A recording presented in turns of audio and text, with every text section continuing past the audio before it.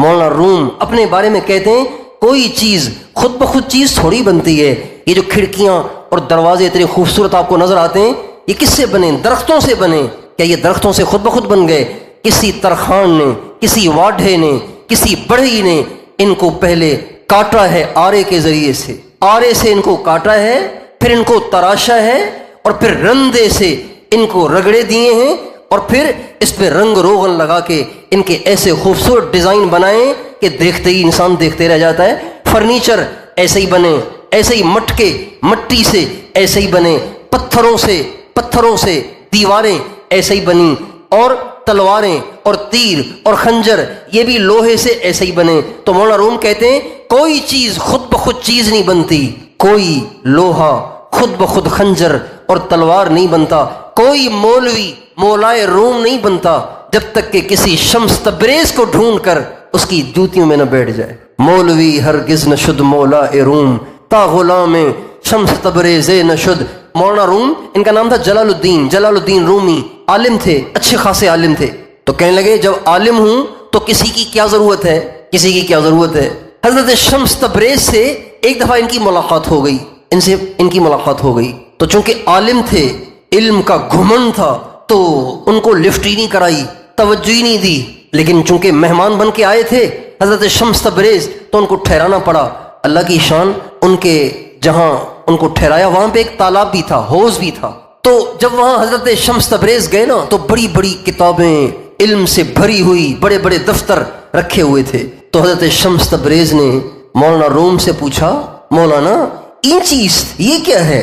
تو لا ابالی پن اور بڑے ناز اور بڑے غرور کے ساتھ مولانا روم کہنے لگے این است کہ تو نمی دانی. حضرت یہ وہ علوم ہیں جن کی آپ کو ہوا بھی نہیں لگی. آپ نہ پوچھیں یہ کیا ہے، آپ سمجھ ہی نہیں سکتے. علم کا گھمنڈ تھا نا، علم کا غرور تھا. این است کہ تو نمی دانی، یہ وہ علوم ہیں جو آپ سمجھ ہی نہیں سکتے. اچھا جی، بات ختم ہو گئی.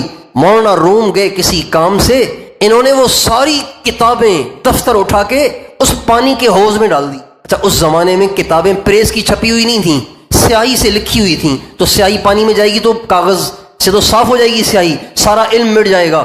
مولانا روم رحمۃ اللہ علیہ کی زندگی کی محنتیں تھیں، اتنے علوم انہوں نے جمع کیے تھے. جب واپس آئے تو درازیں اور الماریاں خالی. کا کتابیں کہاں گئیں؟ وہ تو تالاب میں پڑی. آئے اللہ تیرا بھلا کرے، یہ کیا کر دیا آپ نے؟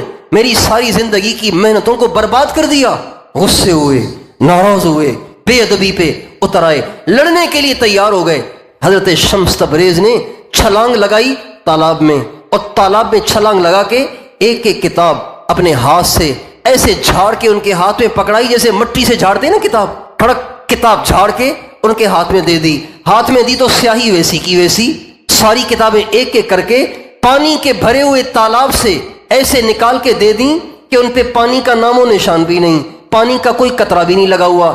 جب ساری کتابیں جھاڑ کر مولانا روم کے ہاتھ میں پکڑائیں تو مولانا روم کہنے لگے شیخ این چیز یہ کیا ہے؟ تو فرمانے لگے این است کہ تو نمی دانی. مولانا یہ وہ بات ہے جو آپ نہیں جان سکتے.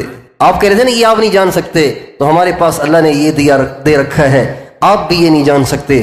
بس مولانا روم غلام ہو کے رہ گئے، ان کے نوکر بن گئے، ان کے غلام بن گئے. اور پھر پہلے تو ایک عام سے مولوی تھے، پھر مولائے روم بن گئے. اور فرمایا مولوی ہرگز نہ شد مولائے روم تا غلام شمس تبریز نہ شد. مولوی مولائے روم نہیں بن سکتا جب تک کہ کسی شمس تبریز کی جوتیاں نہ سیدھی کی ہوں. اس لیے بھائیو، اہل اللہ کی صحبت ہماری ضرورت شدیدہ ہے، ہماری ضرورت ہے. اس کے بغیر ہم اللہ پاک تک پہنچ ہی نہیں سکتے. جس کو ملا کسی اللہ والے کی صحبت سے ملا.